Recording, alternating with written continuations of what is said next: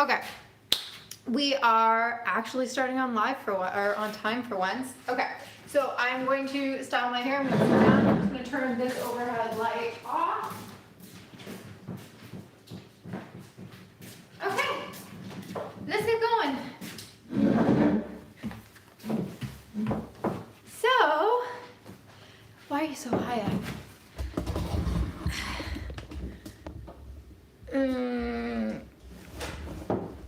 That's better.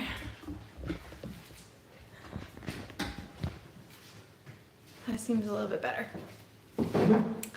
Hi, my name is Gal. I'm a hairstylist and I work in a curly hair salon called Curlology in Carp, Ontario. And today we are going to go through and do a hair routine on my hair. It's pretty much the one I do most wash days, and it is using something called the rake and shake method. So I'm going to show you the products that I use, and I'm going to show you the techniques that I use to apply those products, which are so important. This is my gorgeous Mastiff mix. We think he's maybe got Great Dane in him too, and his name is Sterling. Hi. Yes, you're such an angel. He's the gentle. If you've ever owned a Mastiff, you know they're so gentle. You're so gentle. Well, English Mastiffs are particularly gentle. Okay. I know you. Oh, you want to be famous. You want to be famous. You do. You can sit right there. Yeah, you can be in on it. Here, we'll go like that. You can be part of the party. Okay, so for today, we are going to start by applying my products to soaking wet hair. So to situate where you are in my routine, so I just shampooed and conditioned my hair. Technically I did that yesterday and I just re-wet my hair today, which you can totally do. You can separate your hair routine into 2 separate days. If for some reason you don't have time to style your hair on day 1, in that case, the one thing I don't typically recommend doing is putting wet hair into a ponytail. And the reason for that is picture taking a wet t-shirt, putting an elastic around it and letting it dry like that. The t-shirt would kind of get stretched in the areas where it had an elastic around it, right? It's not good for the material. Same thing for your hair. If you put your wet hair in a stretched out in an elastic over and over again, eventually that can cause damage to the hair. So I wouldn't recommend putting your wet hair up in a ponytail and letting it dry like that over and over again. Doing it one time, not the end of the world. Doing it repeatedly over and over again can cause damage to your hair, can cause breakage. And just like damage to your elasticity. But if you want to separate your wash day from your styling day, I would just let it air dry with your hair down. That would be my recommendation. Or you can just throw a little bit of a heat protectant spray in your hair and just quickly diffuse your hair and then throw it up in a ponytail. Typically when you don't have like styling products in your hair, it will diffuse much faster. I won't say it will diffuse quickly because that depends on your porosity, but it will diffuse much faster. So I've shampooed, I've conditioned my hair.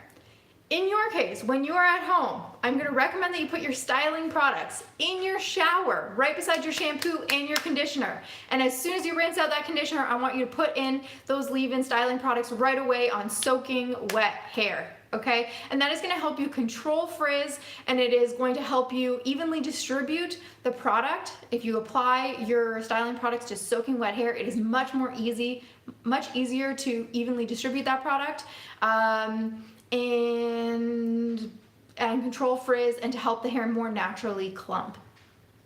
So, since I'm not bringing 3 cameras, 3 phones into my shower with me, I'm not doing that, so I brought you out here, so we're going to apply the styling products out here. So the 2 products that I'm using in my hair today, lately I've been trying to use different products every time I go live.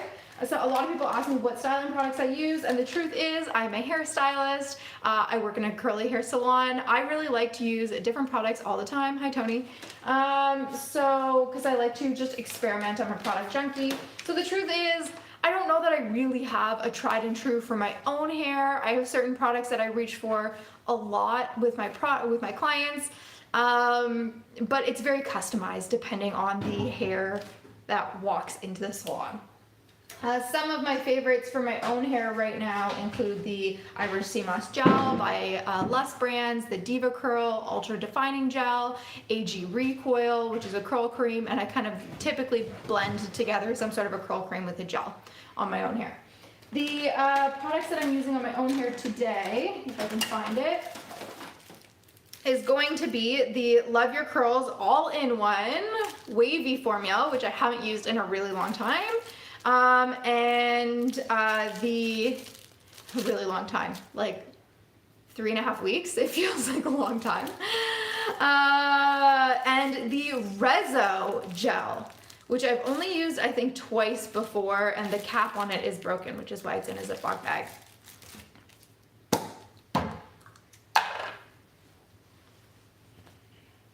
So because my hair is so wet, if for some reason, well, basically anytime I'm styling my hair that I'm not in the shower, I like to put a towel around my shoulders. Either I'm in a bathrobe when I do this so that I don't get soaking wet, or I like to put a bathrobe around me and like clip it like that so I don't get my shirt all wet.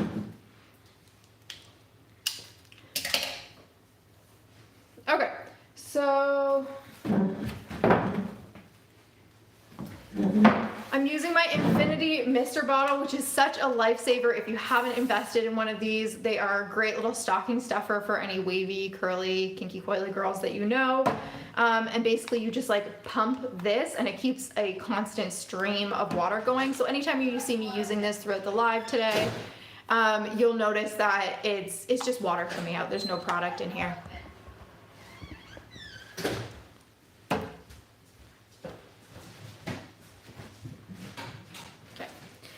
So I'm going to use 1 and kind of 1.5 pumps of the Love Your Curls All-in-One. So a very small amount. Something to note about the Love Your Curls All-in-One is that it's not really not so much like a condensed product, but it's kind of like the AG Recoil if you've ever used that product, in that you can't put this straight into your hair. You might have gotten filtered, Tony. I didn't see anything come from you. Yeah, looks like you got filtered. I don't know what you said. I didn't see a message come out from you. Okay, so you need to add water to this product and then emulsify it in your hands before you add it.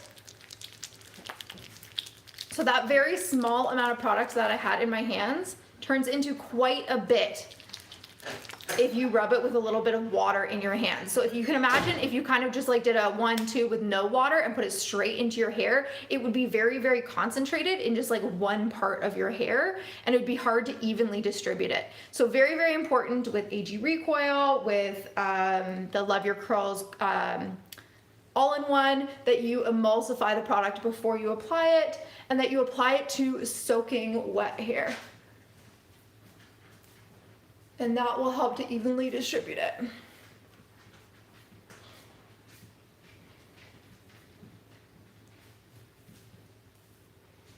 And I find this to be a very, very moisture forward all-in-one.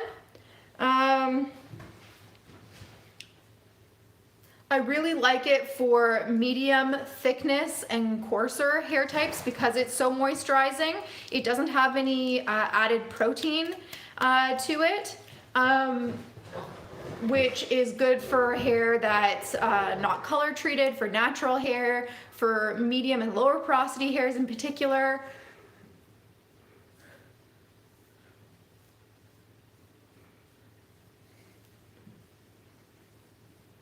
And I think because of all of those factors, it can be particularly good for like a younger demographic. It's not a cape, it's just like a towel that I have clipped on my shoulders. Yep, Superwoman. Okay. Okay.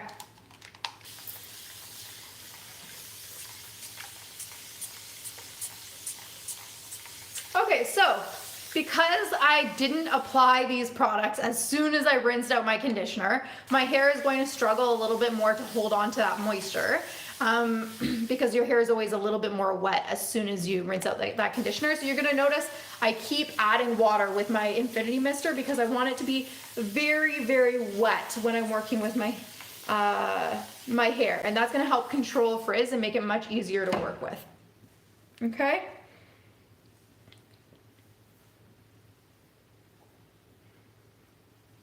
And once you've added in the curl cream, the curl or the all-in-one, that does make it much easier to work with the product. It makes it much easier for your hair to retain the moisture, especially if your hair dries really, really quickly. Once you've added in a curl cream or an all-in-one, something that retains moisture, then when you add water, it stays in a little bit better. I just said that twice. Okay, cool. The second product that I'm going to add in is the Rezo Gel. And this is a very cool gel because it's got a buildable hold to it. So if you use like a small amount of it, you have less hold, and apparently if you use more of it, you get more hold. I don't know, I haven't played around with it with different hair types, but apparently that's how it works. It's not the cheapest gel you've ever used, that's for sure. But when the last time I used it, I quite liked it. So I'm gonna actually add this in.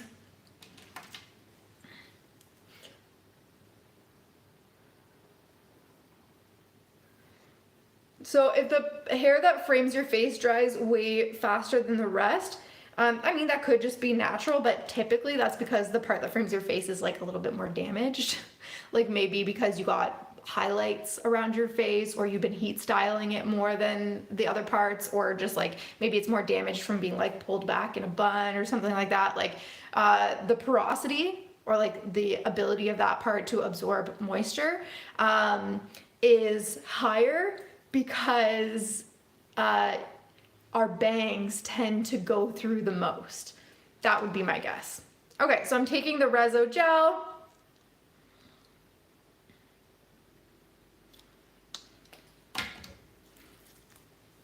And it is like it feels like quite a thick gel, so I'm just adding a little bit of water just to help me evenly distribute it.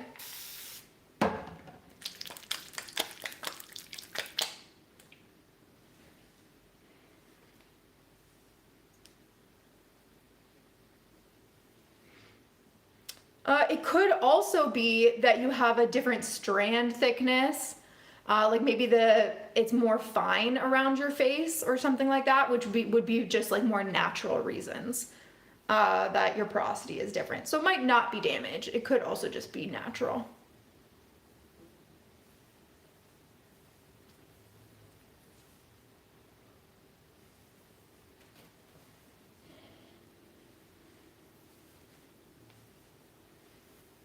Okay, so just raking through that gel.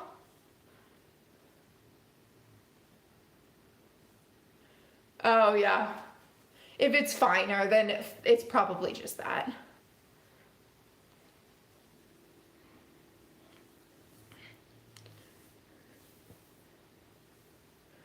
Okay. So we put that Rezo Gel all the way through the bottom layer. And now I might do the top in 2 sections.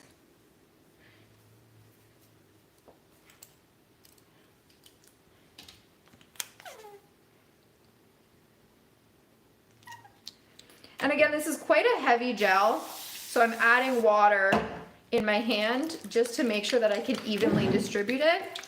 But it's supposed to like be for a wide variety of hair types, so we'll see if we like it.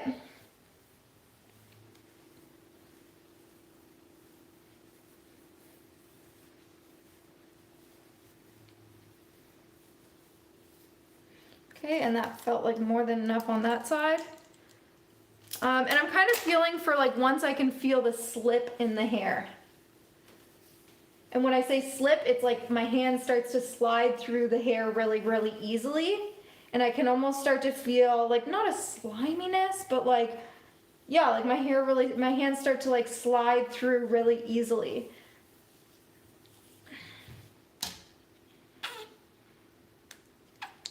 So I'm putting a little bit less on my hands this time. because I ended up putting a little bit of the product from the other side on this side.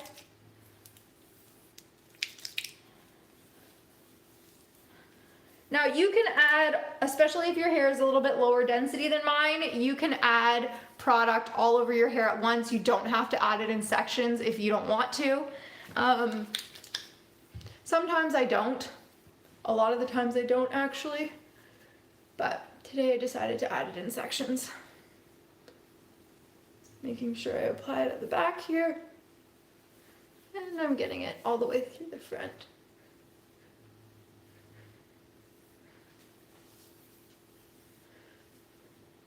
Last time I did my hair, I missed a lot of product right at the back of my head.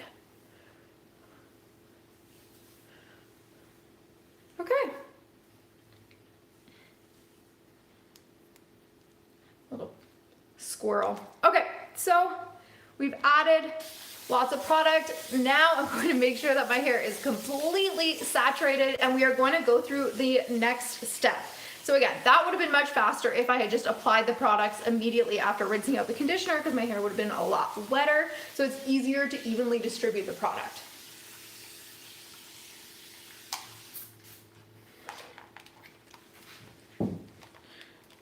I'm out of water. Okay, let me just get a refill of my water.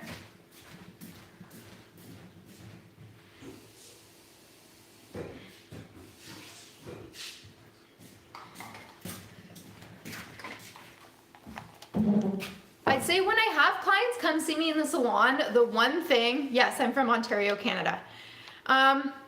Does adding water make it a thinner product? No, it doesn't. However, it does make it easier to more evenly distribute it. Did I do a curl cream leave-in first? Yes, I added about a pump, maybe a pump and a half of the Wavy all-in-one from Love Your Curls.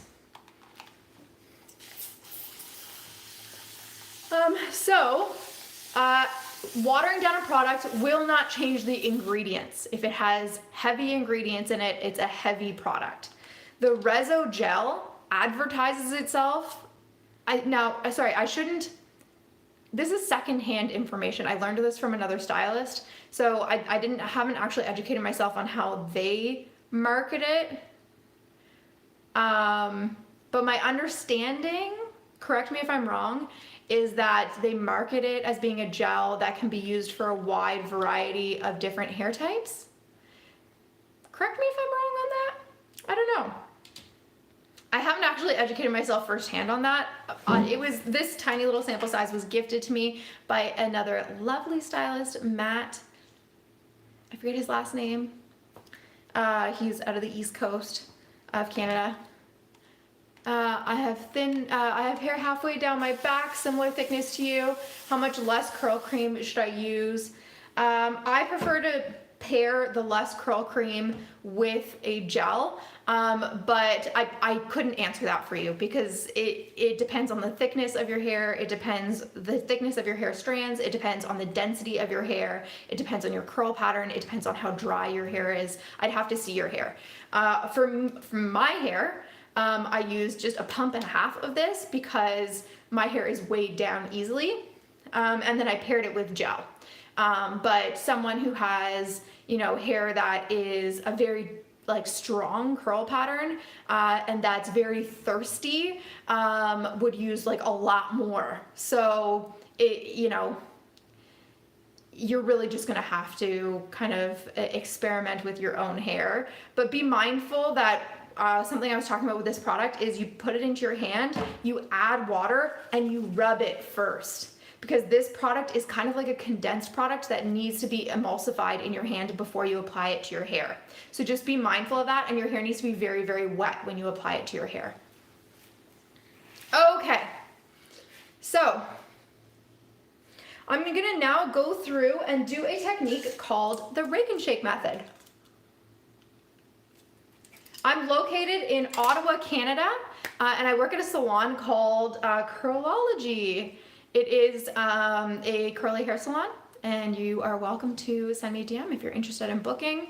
I do curl coaching, one-on-one curl coaching appointments, which does not necessarily include a cut. It is a 90-minute appointment just where we teach you how to embrace your waves or curls. Starting in January, I'm also booking cuts. So that would be a curl coaching appointment as well as a dry cut. Okay, so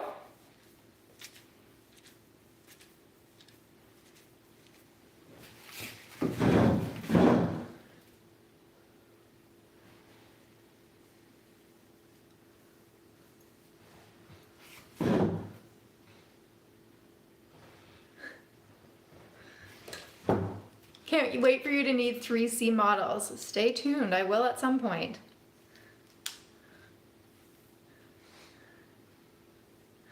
I can't wait too. Okay, so I'm going to take my Denman brush. So this step is what I call my styling step, okay? Let me be very clear. You do not have to do this step. You can just apply your styling products to very, very soaking wet hair. Who is this cute little angel who's just being a little baby bear? Are you so cute, Sterling? Yes, he is. So you can just apply your styling products to soaking wet hair, and then you can lightly scrunch and then micro plop and then start diffusing your hair. That is a valid curl routine. You can absolutely do that. If you love the results that you get from doing that, keep doing it, of course. What I find is a lot of clients who come in to see me have been doing that and have been running into challenges. So maybe what has been happening is they're getting some like wonky curl pieces they're not happy with. Maybe they're ending up with stringiness. Maybe they have damage in their hair. A lot of the time that's what's happening. They're dealing with transitioning hair. Okay, so maybe they're early on in their learning to embrace their wavy or curly hair, and they're still growing out some of the damage, or just generally they're dealing with stringiness. They would like some larger curl clumps. So if you want, or they're dealing with a lot of frizz. Anyways, I'm kind of listing some of like the common challenges that I hear. If you deal with any of those challenges when you just do the scrunching, I highly encourage you to try out the rake and shake method. What the rake and shake method does is it helps you to have less frizz, more definition, and larger curl clumps so that you can get past one day. You can have more than one day of results that you're happy with. So if right now you're like, I can get 1 day of results I'm happy with, or I can't even get 1 day of results I'm happy with, my first recommendation is gonna be, have you tried the rake and shake method? And there can be a learning curve, but once you kind of nail it, it is a really easy way to unlock more longevity out of your routine with better definition and less frizz. You may not need to do the rake and shake method forever. That's just the truth of it. As your hair gets healthier, as every other element in your routine improves, you might find you don't need to do the rake and shake forever, but it can get you over the hump. Absolutely. Okay, so Sterling is for sure the unofficial mascot of my lives. Do you like FaceTime coaching for curls? I don't do FaceTime coaching for curls. I'm sure there are people out there who can do it really, really well. I'm not at a point in my career where it's something that I offer. Okay, so I'm gonna do it fast, the rake and shake method fast to start with.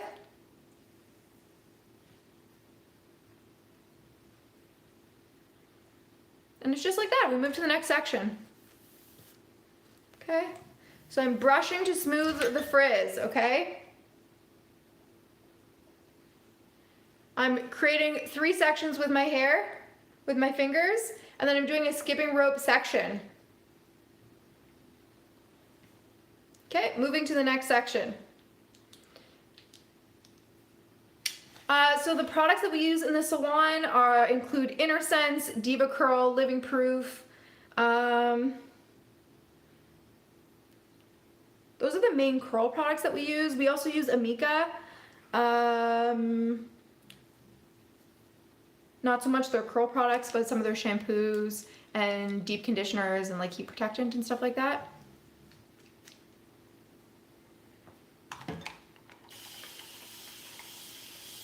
Do I twist the sections together when doing the jump rope motion? Sometimes they do twist together. I don't fuss about it too much at this point because I find typically when I go to scrunch my hair and then diffuse later, they kind of untwist themselves. I think the key here is you can fuss too much. You can. Really, we just want to eliminate the frizz, add definition, and create individual curl clumps. Okay, so I'm doing a section at the back of my head. Okay, I'm taking my claws here. I've got 1, 2, 3, 4 sections. Hold on, we kind of want the sections to be roughly the same width as one another, this section. And I'm just going by the feel. This section feels a little bit bigger, but I think it's gonna be okay.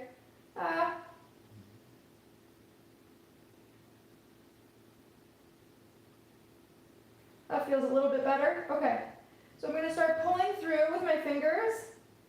Okay, I think I like that distance. See how I'm using this other hand here to hold it nice and tight so my sections don't get stringy? This hand here to hold my sections tight. Okay, now I'm going to use that skipping rope motion to reactivate the curl. Now if I just pull this straight, it's going to, like, if I just keep pulling, because obviously I have more hair down here, I'm going to pull all that straight. So I'm going to pinch here, and I'm going to keep pulling through. Okay? I don't know if you could see all of that, but I'm not overthinking it. It's the back of my head. We just want to add some definition.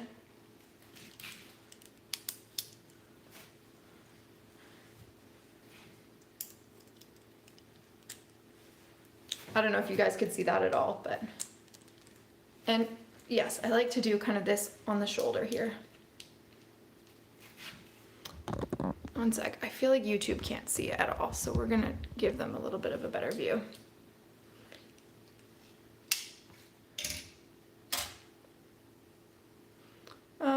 Okay, so when I'm doing my own head, I try to just take down the section that I'm working with at a time. And I find that's a little bit easier to like not mix together what I have and what I haven't done. When I'm doing someone else's head, I'll let down whole rows at a time, but that's just too confusing on my own head. And like, look how much water I'm adding. Like, I want this to be like Ariel Little Mermaid wet. So what's in the spray bottle? Just water. Thanks, Tony. I just want to keep it nice and wet, but I've already added my styling products. So I'm using the Denman brush to brush the hair up and away, directly perpendicular from where the hair grows.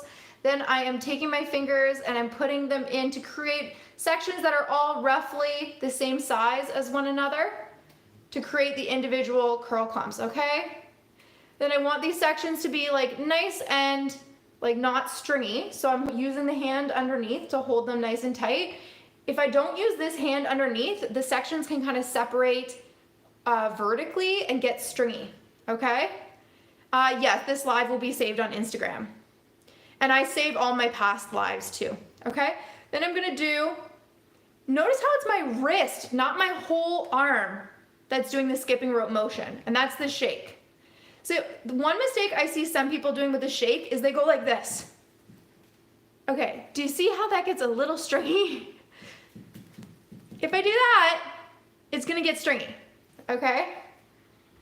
So, let's try that again. And just take it a little easy on your wrist. Just be gentle, just very gentle. We're just waking her up.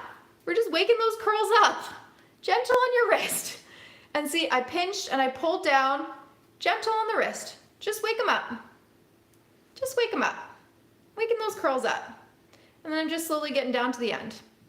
I literally just hurt my wrist. That's so funny. I feel like people think that that's what it's gonna take, but it's learning the muscle memory. Okay, as I get a little higher up, these curls I typically like to do a little bit of a Denman brush curl. Yeah, I like to go away from my face on either side here, but it's gonna depend on your hair. Everybody's hair is a little bit different. Some people's hair won't tolerate going against the natural curl pattern, so you're gonna have to kind of get to know what your hair likes. How do you get rid of frizzy curls? This technique here that we're doing right here helps to add definition. Not what I'm doing right here, but the rake and shake method that I was doing 2 seconds ago, which I'm gonna continue to do in just a moment. It helps to add definition and control frizz. Okay.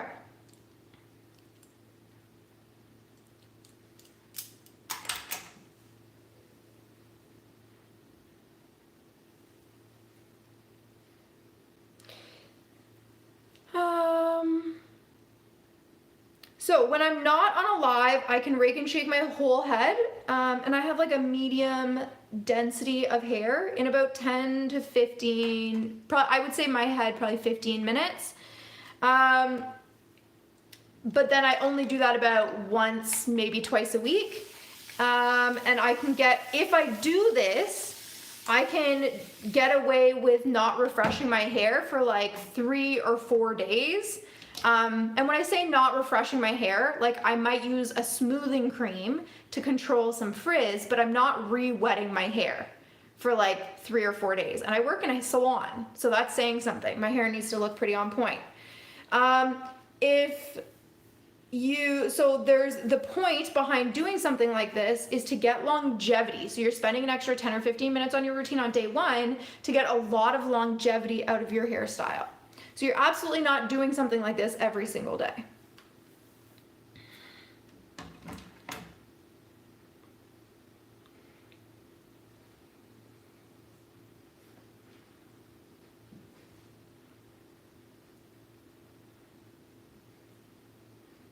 Okay. Now, there's typically a trade-off between definition and frizz. Like, let's call a spade, okay? If I skip this step, I go straight into scrunching, between definition and volume. And that's because frizz creates volume. It just does. Constructive frizz is a very real thing. So if you,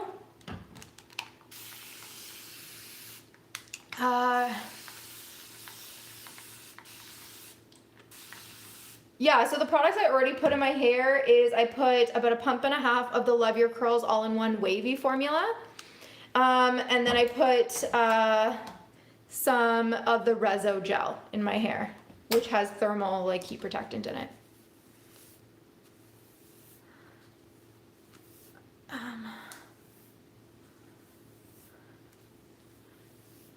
I was just gonna say something, but it slipped my mind. Okay. Oh yeah, so there's definitely a trade-off between definition and volume. Okay? So I was just styling my hair yesterday for a video I was making about some mistakes that people make when they're styling their hair. And I was really kind of laughing at the results because my hair was very frizzy at the end of it, very, very frizzy, a lot frizzier than probably some of my followers would be comfortable with. But I had so much volume, and I was like, it's kind of a vibe, I'm kind of into it. And I think that's the reality, right? So many people, they want volume, but they want no frizz. And the reality is, if you're someone with my hair type who naturally doesn't have curl pattern that starts at the root, volume is going to come from one of 2 things typically: hair density, curl pattern that starts at the root, or frizz, constructive frizz in the right places. That's what it's going to come from. So if you don't have the density, and you don't have the curl pattern that starts at the root, it's gonna come from constructive frizz. So when I did this routine where I was showing kind of the challenges or the mistakes that people make that creates frizz, I had more volume than I've ever had, and I kind of liked the results, but I knew that a lot of people, like, seeing me out and about wouldn't think that my hair looked as good as it normally does, but I kind of liked it, and I was like, So anyways, it's just really something to think about when you're styling your hair, that like frizz and volume are they can be at times like friends. Like constructive frizz, if you don't have density and you don't have curl pattern that starts at the root, like constructive frizz is really how you're gonna get there. So so I do have, if you like the less all-in-one or it's something you've been wanting to try, I do have a discount code. I don't think I remember my discount code off the top of my head, but it's in the link in my bio. It's probably like GHWH10 maybe, GHWH10. I want to say that, but it'll be at the link in my bio. You can check it out.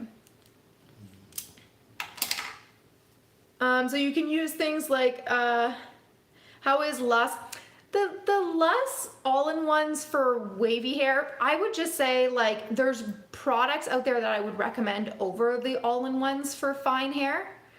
Not for wavy hair, sorry, for fine hair. That's like my personal opinion. I really like the all-in-one. I just don't know that I would recommend it for super fine hair because it's very, very moisturizing. Like you could, if you really wanted to try it, you could, and you would just really have to manage making sure you emulsify it and manage the amount that you're adding to your hair. But personally, like if I was recommending a product for someone with fine hair, I would be recommending a much lighter weight product.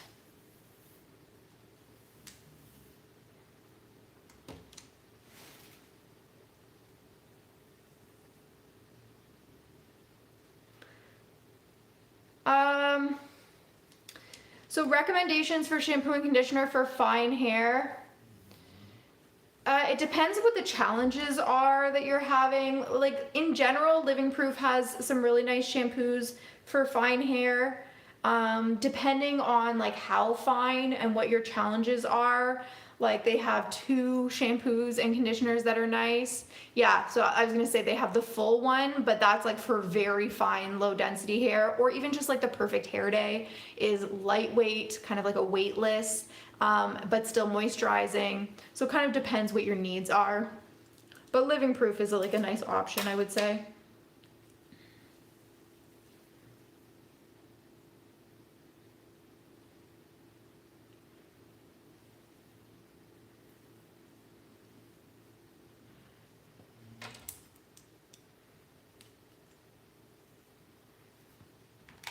Yeah, you can absolutely find weightless or very lightweight moisturizing products.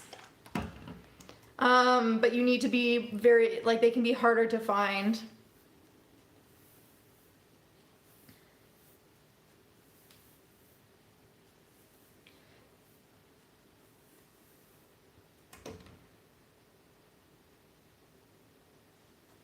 Yeah, I would maybe check out the Perfect Hair Day by Living Proof then, if your hair is really thirsty.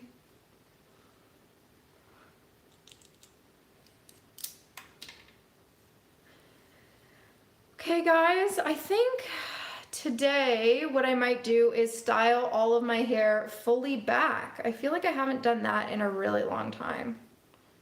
I've been always styling it with a part lately, which I don't know why I got away from styling my hair all fully back. So if you don't like to have a fixed part, that's what you can do, is style your hair all backwards, or if you have a fringe or a part, you would style it forwards at the front.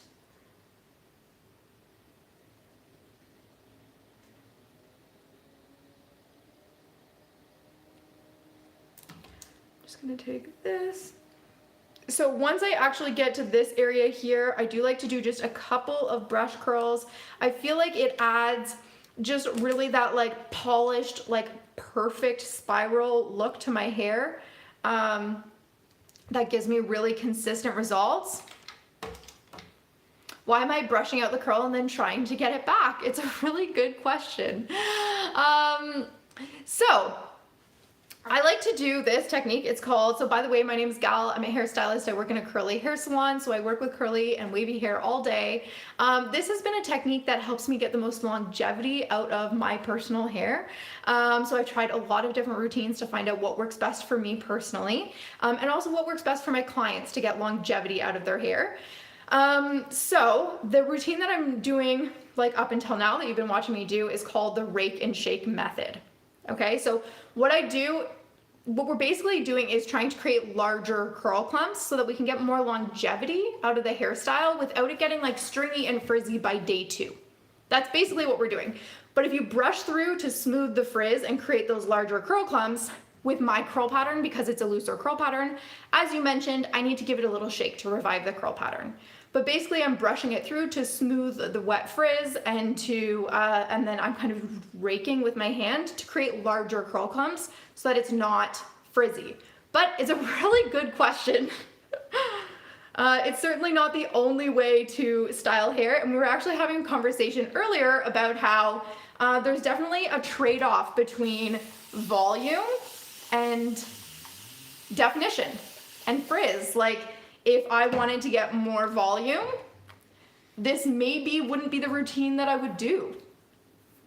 You know, if I just went straight in and scrunched my hair, could I get a slightly tighter curl or more volume? Yeah, potentially I could. But I like that this gives me more longevity without having to refresh my hair. So for me, the trade-off is worth it. But you know, it just comes down to the routine that you like best for your hair and what makes your hair lowest maintenance for you. So for me, I spend an extra 10 to 15 minutes on my hair on my wash day, or on the day that I shampoo my hair, and it's worth it for me because then I don't have to refresh my hair for the next 3 or 4 days. So for me, worth it. You can make a choice for you whether or not it's worth it for your hair. So just when I get to these front sections, I like to do just a couple of these because I find these curls they lose their curl really quickly. So by doing just a couple of these little brush curls in this front section, I do find they hold the curl pattern a little bit better. Everybody's hair is a little bit different. Not everybody's hair will take to like a brush curl or a finger curl. Some people's hair will just fall out if they try to finger curl it or brush curl it. I'm based in Ottawa, Canada, and I work in a salon called Curlology that's in Carp. It's about 15 minutes west of Ottawa.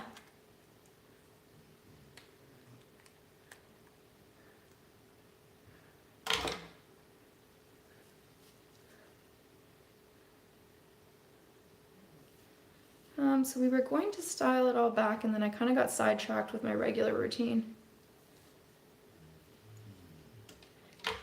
Yeah, Tony, brush curl, I don't typically brush curl fine hair.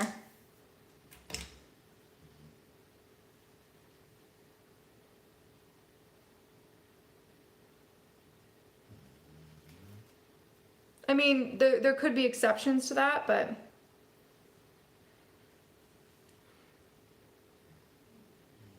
I just finished saying I wasn't going to do a part, but I think I'm immediately falling back because I know this.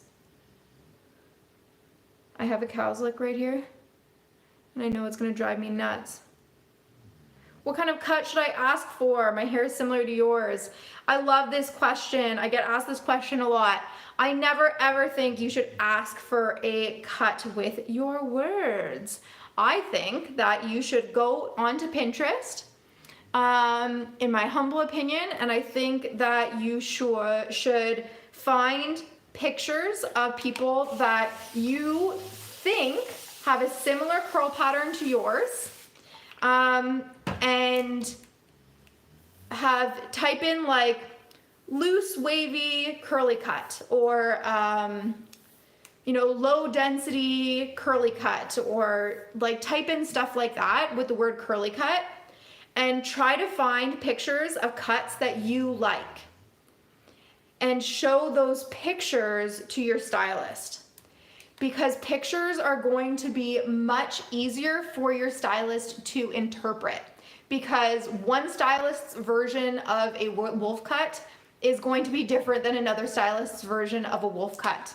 One stylist's version of a rounded layers is going to be different than another stylist's version of rounded layers.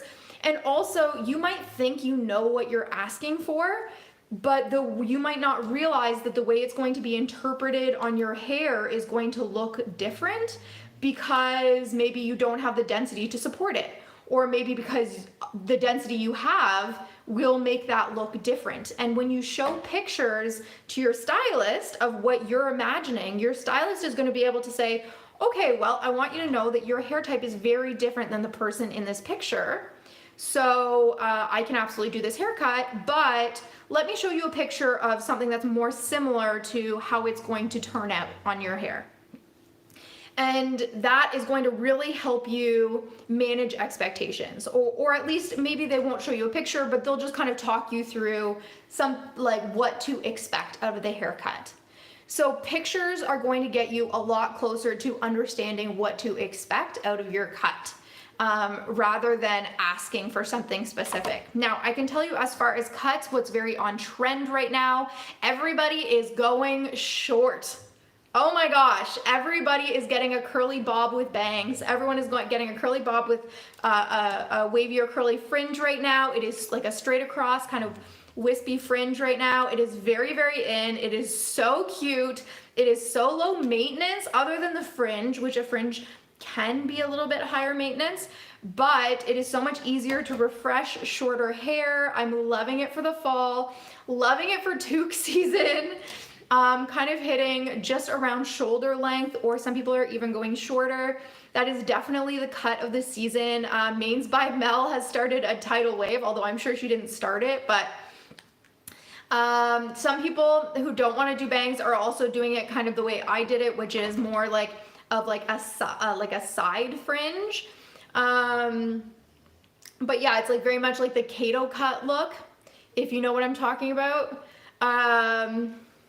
So yeah, rounded layers, it's very, very in. So that's what's happening on the curly scene right now, and that's what we're seeing everybody ask for. I love Mel, oh yeah, Mains by Mel. Oh, it looks so good on her. I absolutely love it.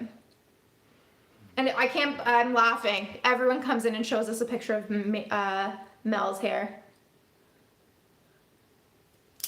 And I'm like, man, tell me you're influential without telling me you're influential. Ever since she cut her hair, everyone's like, I want this. I'm like, atta girl, Mel.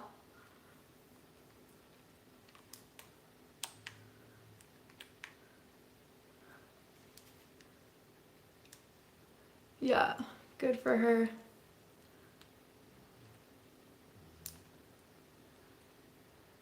I'm not surprised. It looks so good on her. But yeah, it's absolutely easier to refresh. So she is mostly a YouTuber, and her @ is just Mains by Mel. If you type in mains, like hair, like a horse's mane, Mains by Mel on YouTube, she's gonna come up. She's massive. Yeah, Amanda is her sister, absolutely. I believe she's a hairstylist as well. She's very, very knowledgeable. She has fantastic videos. Okay, so we're being a bit of a perfectionist here, so bear with me.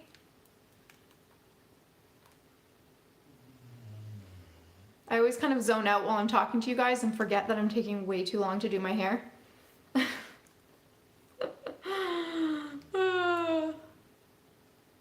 You definitely don't have to take that long to do it. You can do rake and shake all the way up to your bangs, in which case that would have saved us like 15 minutes of me doing the front of my hair.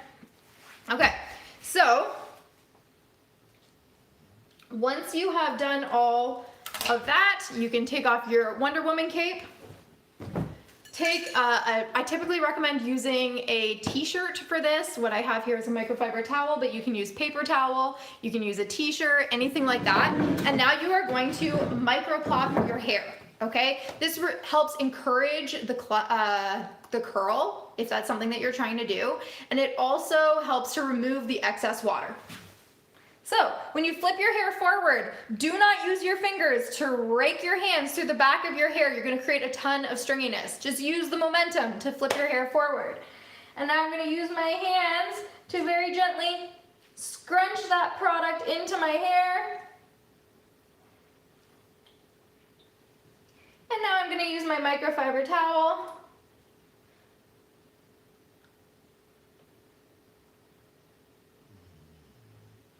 Now my hair is not quite as wet as it should be, so we'll see if I end up with kind of frizzy hair. If your hair always ends up frizzy, one of the biggest reasons for it is that your hair isn't wet enough when you're doing the rake and shake method. That's one of the biggest things that I would change. So experiment with making sure that your hair is way more wet when you're doing the rake and shake method. Even if you're like, no, my hair is already so wet, add more water.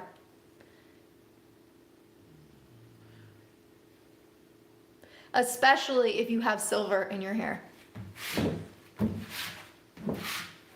Or just generally a lot of low porosity pieces.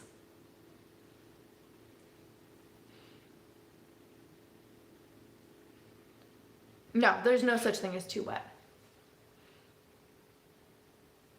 I have never seen someone style their hair and been like, oh, you have it too wet when you're styling it. Literally, I've never seen that be an issue.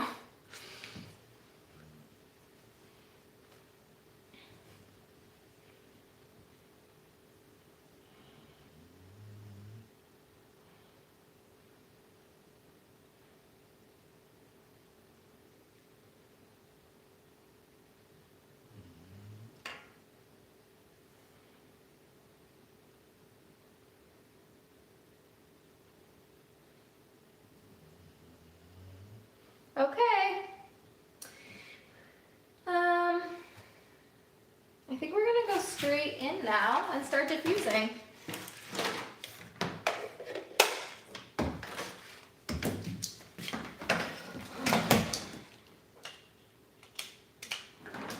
So there's two main diffusing techniques that I use when I'm diffusing my hair. The first thing I like to do, what would you recommend for humidity? Because I will have an amazing hair day, then walk outside and it just falls. Use a humidity protection. Well, first of all, when you're diffusing your hair, okay, first of all, in humidity, again, your hair needs to be so wet when you're styling it, when you're using your products, to make sure that you trap enough moisture in your hair during the styling process so that it's not thirsty, that it's trying to grab moisture from the air. So that's the first thing. Second of all, you want to make sure you're using that your hair is not already thirsty. So make sure that you use deep conditioning treatments and stuff like that. So those are two things. Second of all, you can straight up buy an anti-humidity shield. Things like Amika sells one, and those can go a really long way. Typically they contain silicones. Just make sure you're clarifying on a regular basis. Somewhere like Florida, you might need something like that. Using a shine serum or a hair oil, something like that, to seal the moisture into your hair can also help. And finally, you're in a high humidity environment and you've got wavy or curly hair, recognize that some frizz is probably going to be a reality. I would embrace the volume that comes with that. So those would be my tips for high humidity environments. Would it hurt to add more hold products at this step? Nope, it's a technique. I would typically water it down in my hands and scrunch it in. However, be mindful that on some hair types that might contribute to frizz. So just be mindful of that. You used regular conditioner after clarifying and it felt much better. Ooh, yay, love that. Okay, so I'm gonna use two main diffusing techniques today using my Lysin. The first one is called hover diffusing. I hover diffuse by holding my diffuser 8 to 10 centimeters away from my hair. So the point of hover diffusing is to create the least amount of frizz.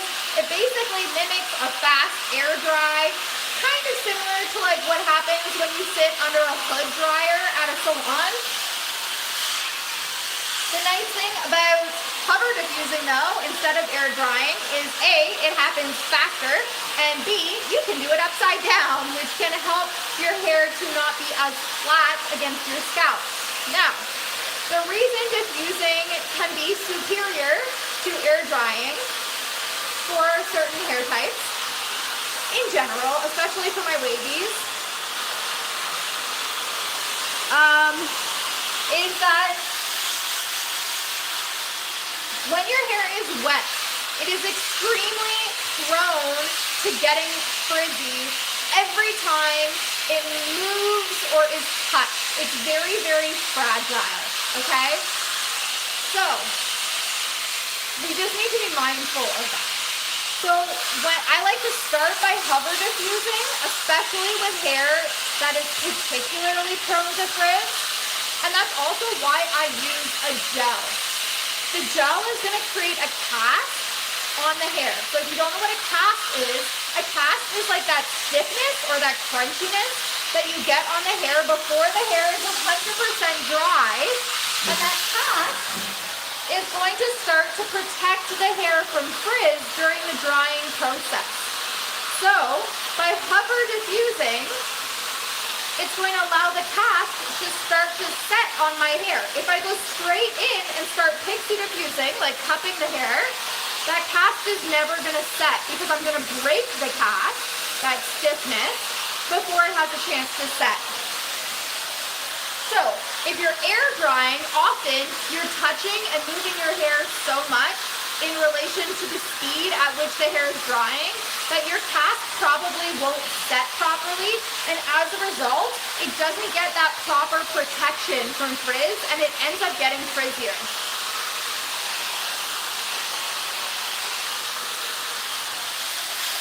If you never get a gel cast, it could be because you're air drying, it could be because you're touching your hair too much or too much movement in your hair before the gel cast has a chance to set.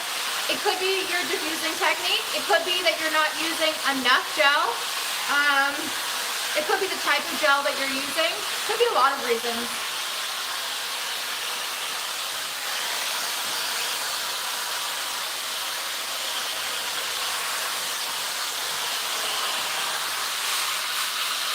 It could be that the curl cream that you're putting under your gel is too heavy, and as a result, the gel can't form a cast because it's getting softened by the curl cream being too heavy. That can also happen.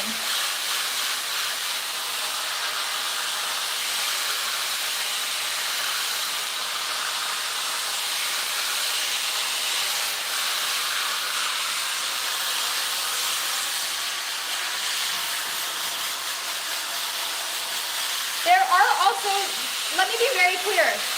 You don't have to get a gel cast.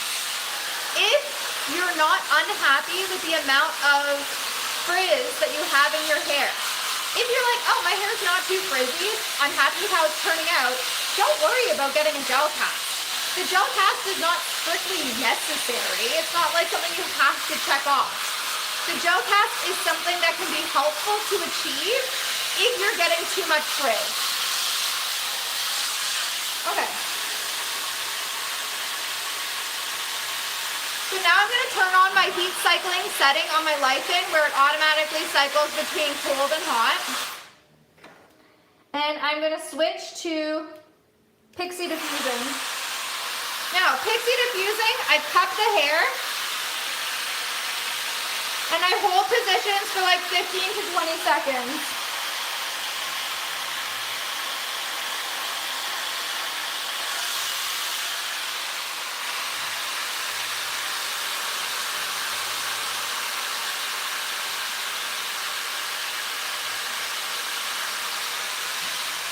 What type of gel do I recommend? It depends on your hair. There's so many great gels out there. It's completely customized to what your hair is like.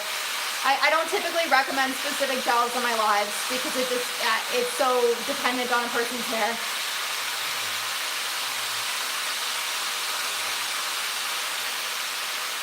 The gel that I used on my hair today is the Rezo gel, and underneath I use the Love Your Curls Wavy All-in-One.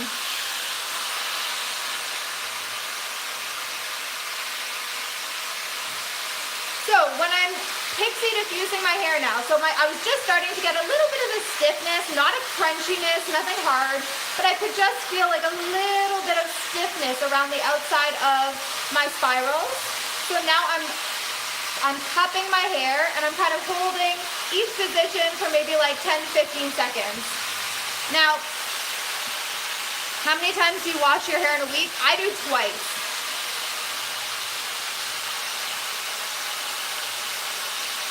I've heard good things about the Blueberry Bliss products. I've never tried them. I think they're a drugstore product, but a lot of people love them.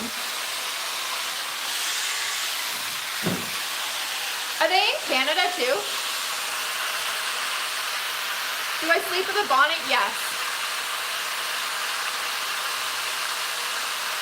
So this is called pixie diffusing. One of the challenges that I see people having is they move the diffuser every like 3 or 4 seconds, and that can create a lot of frizz.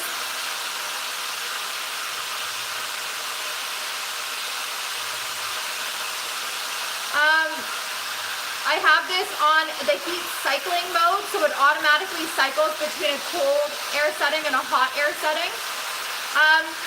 The other thing I see people doing is the hand that's not holding the diffuser, they scrunch their hair, and that is gonna just create a ton of frizz. Now again, it depends what your goals are. If you want your hair to be as big and full as possible and you're not afraid of frizz because you know that comes with volume, then sure, go ahead and just start scrunching out your hair. But if you want definition and you want to minimize your frizz, you cannot start scrunching your hair with your hand right now.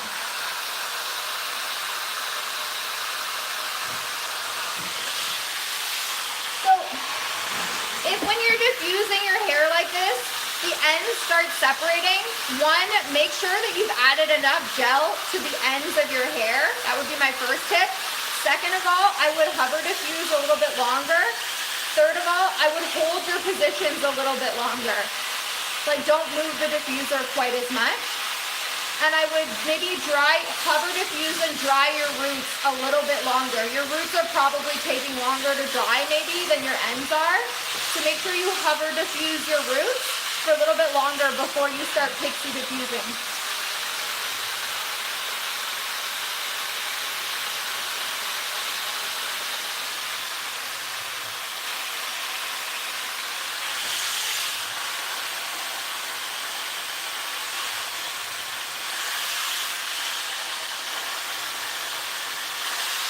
I feel like maybe we're gonna get some wonky results because I didn't diffuse right side up at all today.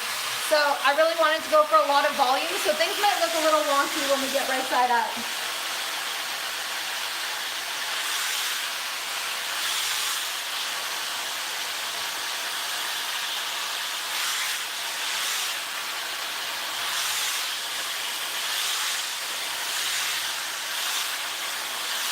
Okay, so like I said, I want lots of volume today, so I'm going to start introducing a little bit of frizz.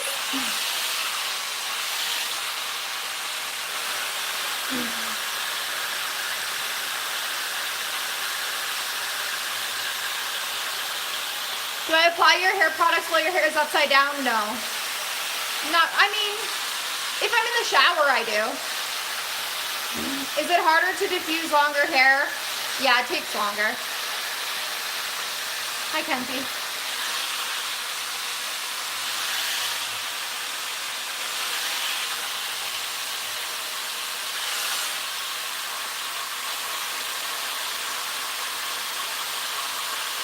I don't know that it's like technically harder. It just takes longer.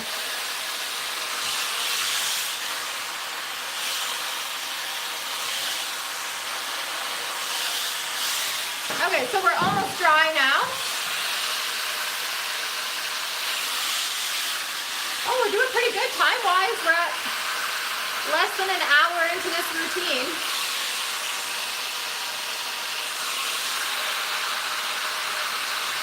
It is for me because my hair folds instead of curls in it. Sometimes almost. If I were to air dry, it takes nearly 3 hours before it's dry. That's actually really fast. If I air dry my hair, it takes about 10 hours. If your hair air dries in less than 5 hours, that's considered fast.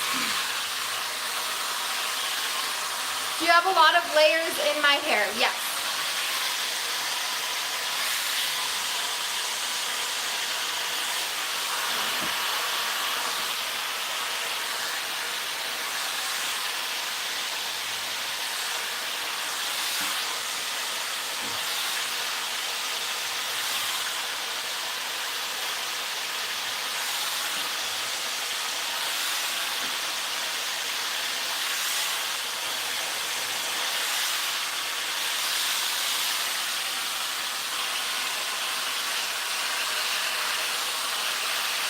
Yeah, someone over on Instagram was like, if I air dry my hair, it takes all day. Yeah.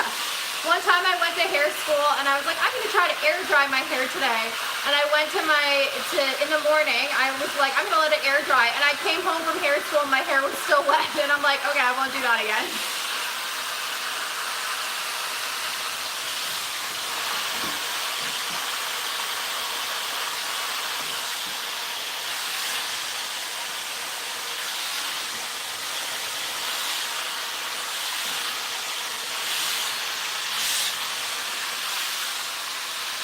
So I got my hair to about 95% dry, and then because I intentionally wanted to create a little bit more volume, I know my hair doesn't get frizzy easily, so I'm like, I know my hair, so this is kind of like, we'll call it an advanced step when you know your hair.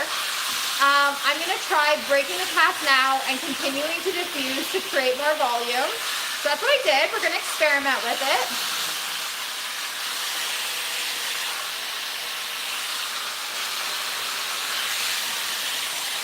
So I was intentionally creating a little bit of frizz. The back of my head at the nape of my neck always falls flat, but it's where my strongest curl patterns are. What am I doing wrong?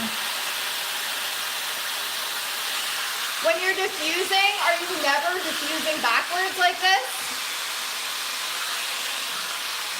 Just out of curiosity, I find a lot of people forget to diffuse backwards. They only ever diffuse forwards. So the back can get stretched out sometimes.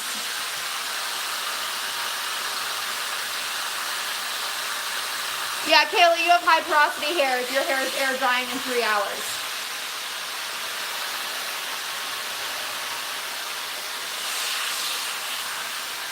So I have 2 hair types, fine and medium. Fine is on top, so that's what I call my hair. Is that right?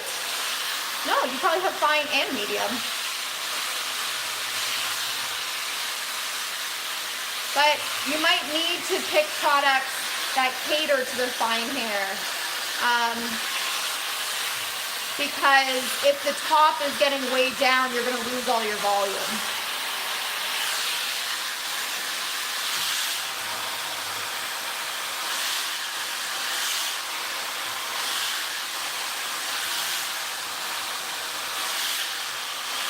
A lot of people have more than one thickness. If that's what you mean, then yeah, you're probably gravitating to the right.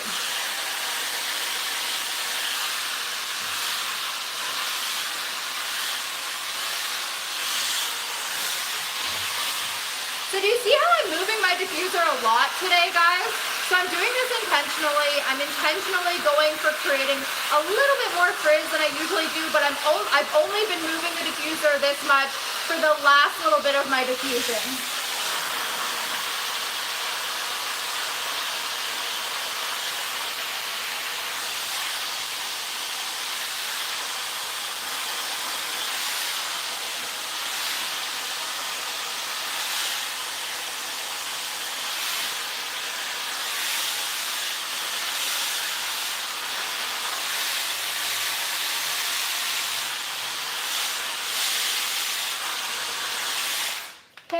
gonna go in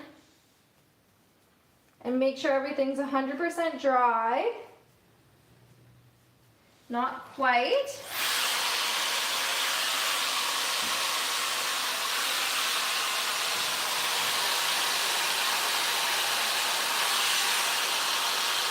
How long should diffusing take? That's a really good question, and there's actually no fixed answer. There's some people that diffusing is going to take 10 minutes for, and there's other people that diffusing is going to take an hour. It depends on your blow dryer, it depends on your hair, it depends on the products that you're using, frankly. If you're using heavy cream products, it's going to take longer to diffuse your hair. If you're just using like foam and really lightweight like gelays in your hair, it's going to take less time.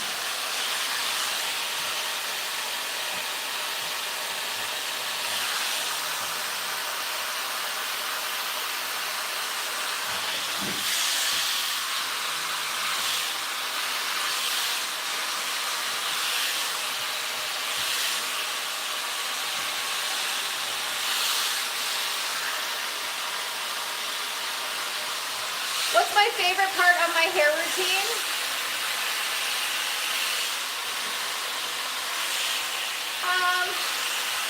Somebody else said scrunching out the cast. I like this part. I always like to, like, right before I get upright, and I'm like, it didn't work. Okay, so I'm now gonna switch it to a cold setting, okay? And this is my little hack for volume. Now I continue diffusing until my hair is cold. And this is like a little science hack. You know how when you diffuse, for some of us who don't naturally have a lot of volume, you might find that 15 minutes after you finish diffusing, your hair falls. Try continuing to diffuse your hair on a cold setting until your hair is cool.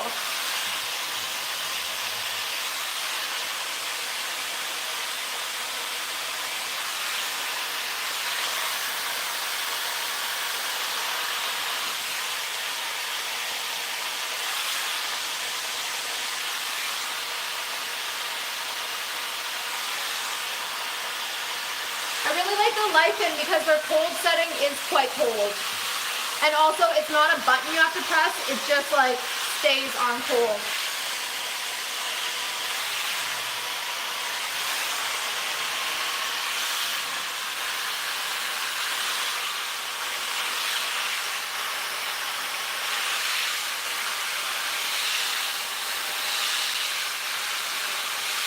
You love your curls, but I like to straighten it for fun. How much damage is it doing to my hair? Great question. Everybody's hair is a little bit different and can tolerate a different amount of that. I would say make sure you're using heat protectant. Try to blow it out straight first with a blow dryer so that you don't have to use as much heat with your straightener. So definitely blow it out straight, get it as straight as possible with your blow dryer first. And then use like the least amount of heat and the least amount of passes possible with your actual straightener, with your actual flat iron. And then sleep with your hair still in a bonnet or a silk scarf or whatever to protect it so you don't have to re-straighten it every single day. Or some people like to sleep with their hair in like tights or something like that to help keep it flat. Because if you're re-straightening it every single day that you wear it straight, you're re-damaging it. But definitely use that heat protectant.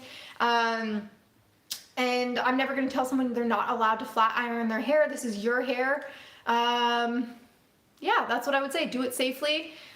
Make sure your hair is 100% dry unless you're using a wet to straight tool that's dedicated for that. If you have a naturally very loose curl pattern, like you could check out the Dyson Corral. It's really not meant for curlier hair, I don't think, but very loose wavies, that might be a good option for you. Tools like the Air Wrap are great for my very loose wavies to kind of get like the feeling of flat ironed hair with less heat. Okay, so now I'm going to use my favorite. Where is it? I love it, I love it, I love it. It's my Melon Pure Smooth Ends. I like to scrunch it in all over. Where are you? come to me. Here it is. I love this product. Even before I look at my hair, I like to scrunch it in.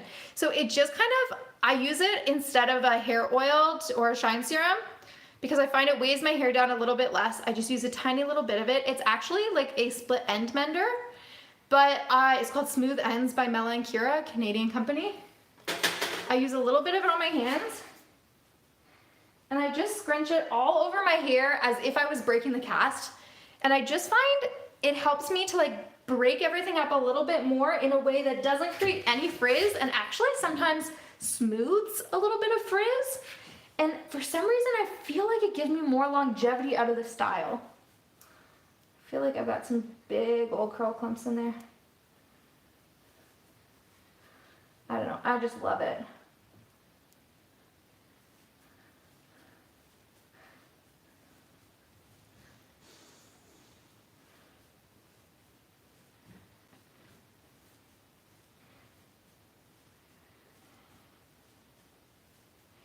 Okay, so the real question is, did it work?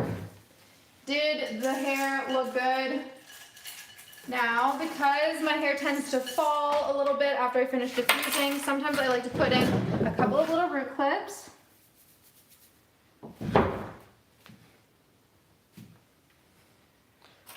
Ooh, it's looking good though.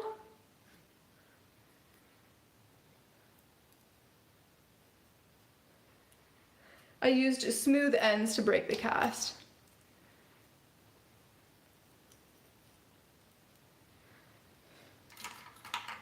And this, I would put these in just while I was doing my makeup usually.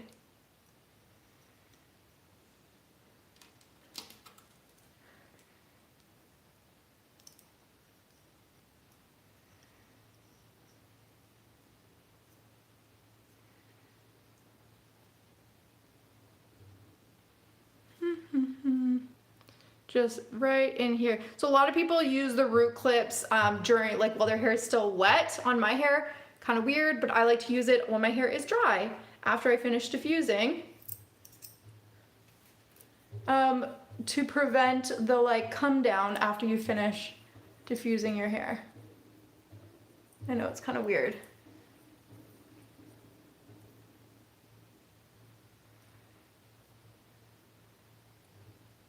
Oh my God, I'm struggling.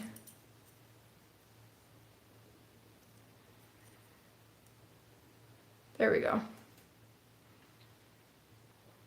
Okay.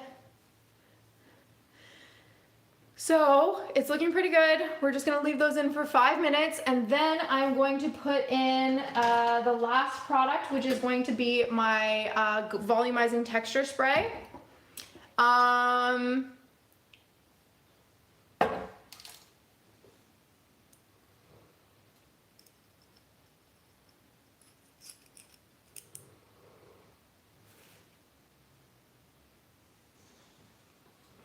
Stay high. Okay. Okay guys, what questions do you have for me over the next kind of 5 minutes while we wait for that to finish setting? I'm so excited. That turns out really well. Any plans for today? Oh, I just set up a new office downstairs. Which I don't know if you guys are ever gonna see it really. I have 3 cameras here, so I can't really bring you with me. But we switched my like whole filming studio, because I was never filming in the studio anyways, I always film here, to be in the basement, and I set up like a whole meditation suite down there and everything. That's so cute. Yeah, so I did, that was how I spent my Halloween. What's the brand of hairspray? So this is actually not a hairspray, it is a texture spray. So the difference between hairspray and a texture spray is it creates literally grit in your hair, and I just spray it under the kind of, at my roots here, and then I literally like rub it to create constructive frizz right under there to help grow my hair and create a little bit more volume. So that's how I'm going to use it. What lightweight curl creams do you recommend? I really like the Live Improve Curl Enhancer as a lightweight curl cream. Wave Maker by Diva Curl is another really nice, very lightweight curl cream that's very very moisturizing. If you need something very, very lightweight, Diva Curl has something called the Plumping Primer, which is a gelée that you can use in place of a curl cream. What questions to ask, and it's great for very, very fine hair that can't handle a curl cream because it's like, it needs something like very, very lightweight. What questions to ask when looking for a new curly stylist? So many stylists say they can do curly hair and can't. So, are they going to include coaching if that's something you're looking for, or are they just doing the cut? Are they certified? Are you looking for someone who is specialized? Like, for example, I can do coaching and I am going to start doing cuts in January, but full disclosure, I'm trained by my manager, but I'm not certified yet.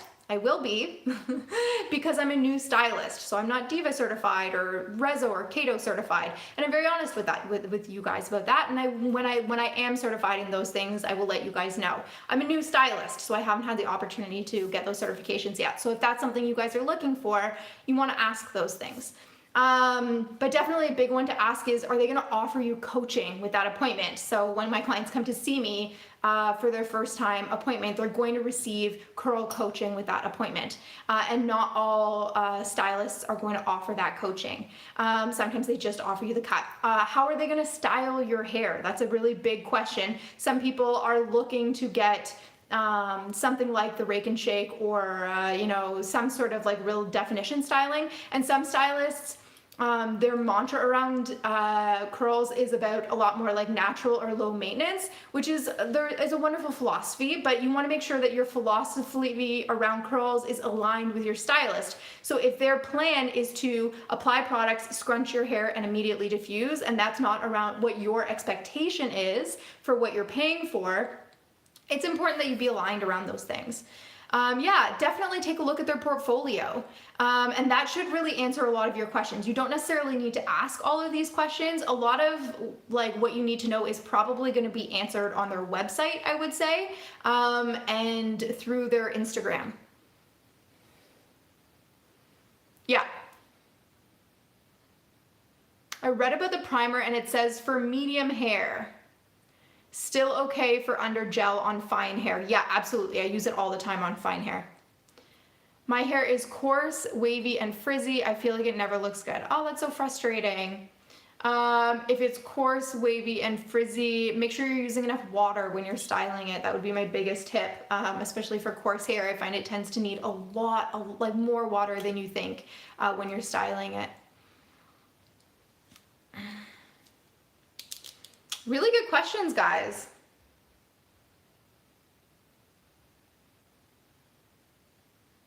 Did the nose piercing hurt? I want one so bad, but I'm a baby. No, out of all the piercings, I would say the septum is one of the ones that probably hurts the least. I mean, it hurts, don't get me wrong, but like I had my helix pierced. I had to let it grow in because it got infected, but that hurt way more. Actually, the septum piercing doesn't hurt that much. You don't have a whole lot of nerve endings in there. My niece is 14, wild curls. Where can we look for cut inspiration photos? Pinterest is your best friend. Absolutely. You can type in curly cut on Pinterest.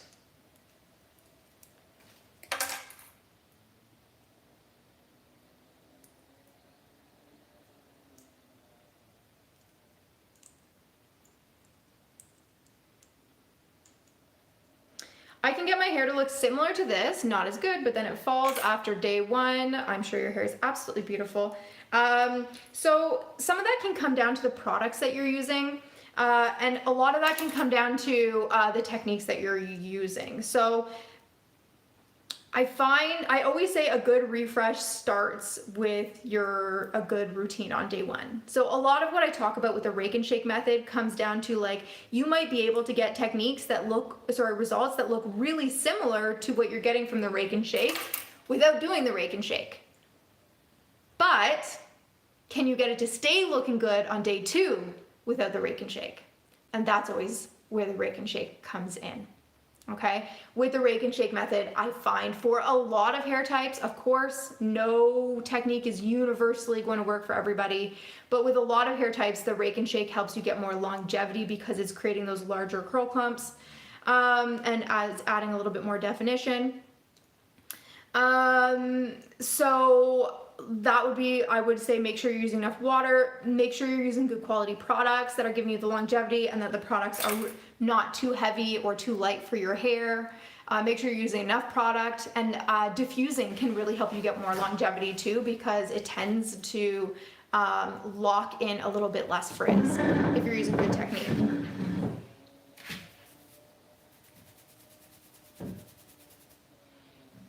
Okay, so here's where we're at now without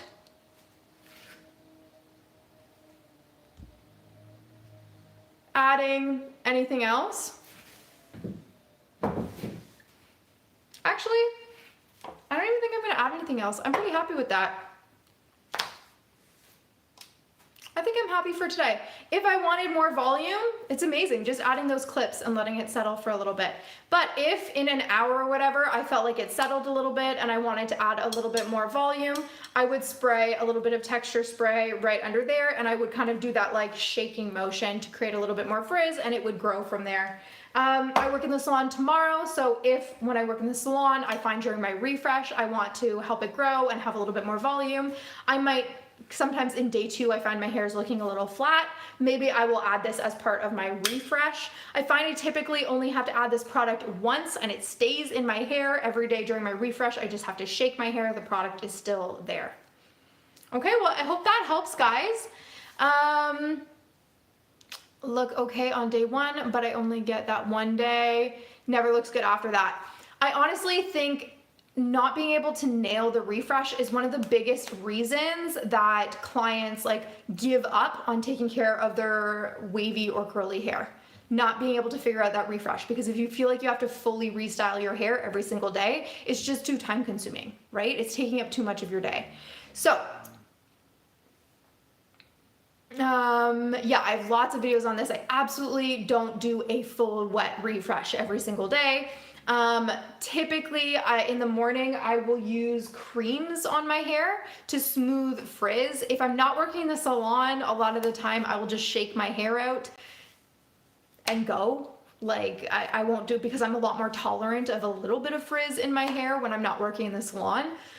But if I'm working in the salon, I want my hair to get as close to looking like day 1, day 2 hair as possible. So then I'll use some like creams. And I have some really great refresh videos. If you scroll through my reels or my TikTok videos, guys, and there's a couple on shorts as well, you'll notice that there are a lot of refresh videos. That's some of the things that I post the most of, because I think it's so important to help you kind of understand how to make this work for you, how to really make this work for your lifestyle.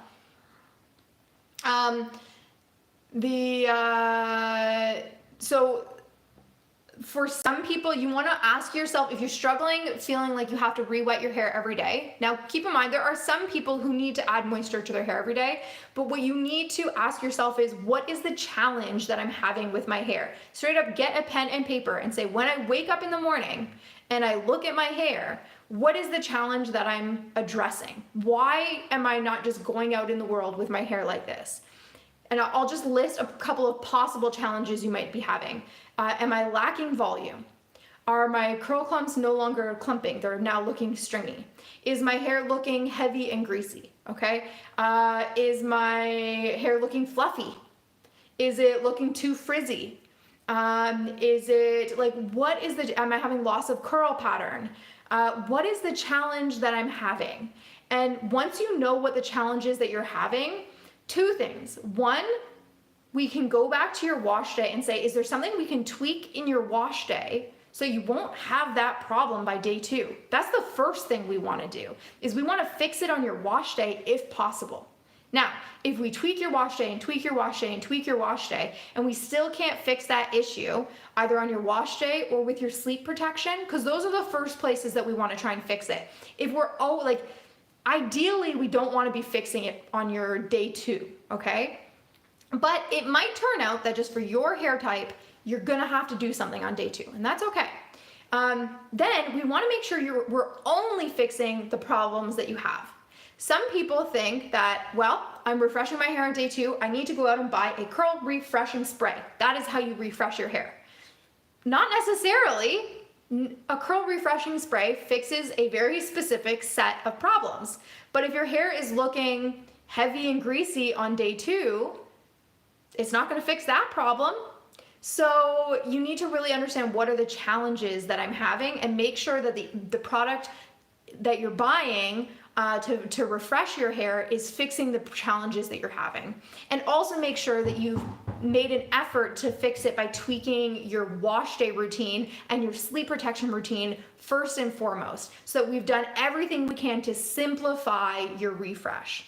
Some of my favorite refreshes really do come down to minimizing the amount of water that you're using, because the more water that you put in your refresh routine, the more time you're gonna spend diffusing your hair. And that is honestly what takes the most time in a refresh, is diffusing your hair. So if you can use really good refreshing products, you're gonna cut down how much time you actually have to spend diffusing your hair, so that you can take what would have been a 30-minute refresh down to like a 5-minute refresh on day 2. Some of my favorite refresh products include using foam if you're having loss of curl or loss of volume, like frizz-free volumizing foam by DevaCurl. Using the Moisture Seal by DevaCurl, which is a bit of a spray if you're just having a little bit of loss of curl but also a little bit of frizz. You can spray that into your hand and kind of scrunch it into areas, or maybe spray it all over your hair and then diffusing. You want to be like kind of careful not to use too much of the product though.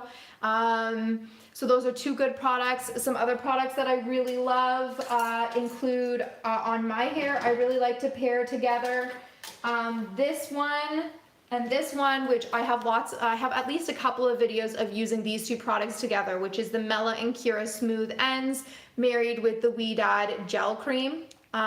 Which I like to use this one to add moisture back into my hair, and then the gel cream to add a little bit of moisture and hold together. And I use these 2 to control frizz and then maintain that control and add definition back into my hair. No water, but it really helps my hair go from looking like a little bit frizzy back into looking like refreshed, defined day 1 hair without really adding any like water to my hair. So I can turn this into like a 5-10 minute refresh on day 2 or day 3, so that I'm ready for the salon without having to have a whole like wet refresh. So yeah, my refresh routine means I have to fully wet my hair, soaking wet, otherwise it looks flat, no curls, and frizzy. Getting past day 1 is getting frustrating, so thank you for addressing this.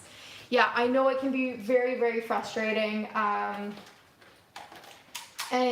I think this is something that kind of people get neglected, they neglect a bit, because they really focus on building that wash day routine, and they don't put so much effort into trying to learn or hone a refresh routine. But I do think this is an area to ask your stylist questions about, and also it's an area that people don't want to necessarily buy products for. They think, well, I can just wet my hair, so I'm not going to buy products for this. But it is something that's worth investing in the right products for, because if you cannot nail a fast refresh routine, are you going to stick with this? And it kind of sit with that. Are you going to stick with this? Because at the end of the day, if this is taking you too much time, I think there's a lot of people who are going to get frustrated. So that's been my experience, is especially as a stylist. I need my hair to look on point, so when I've been able to take this down to a really, really fast refresh, it has been life-changing for me. That's a little dramatic. It maybe hasn't been life-changing, but it's gone from me being able to really needing to do like a 40-minute refresh in the morning to me being able to get out the door with like my hair in 5-10 minutes, which is like a huge, huge difference.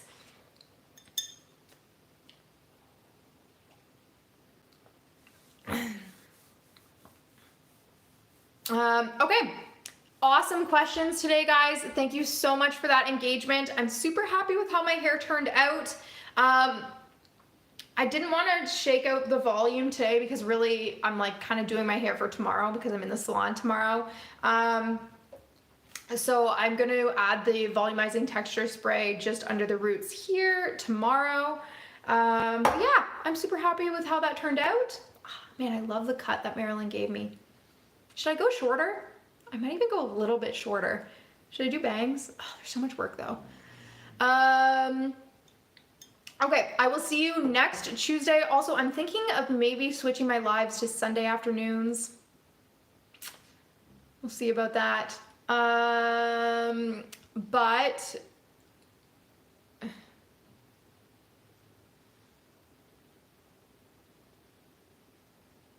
yes, well, if you want this cut,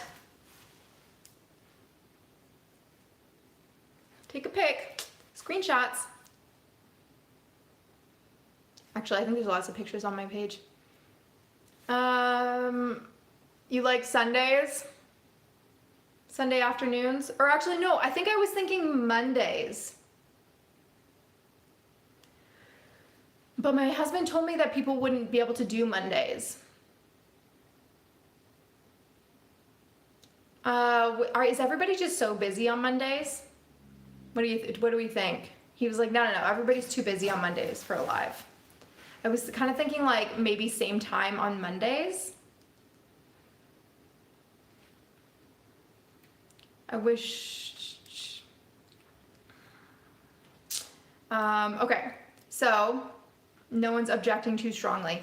Okay, perfect. So I will possibly, if I do change the time for the lives, I will do probably a story about it and maybe a reel about it too, or a video.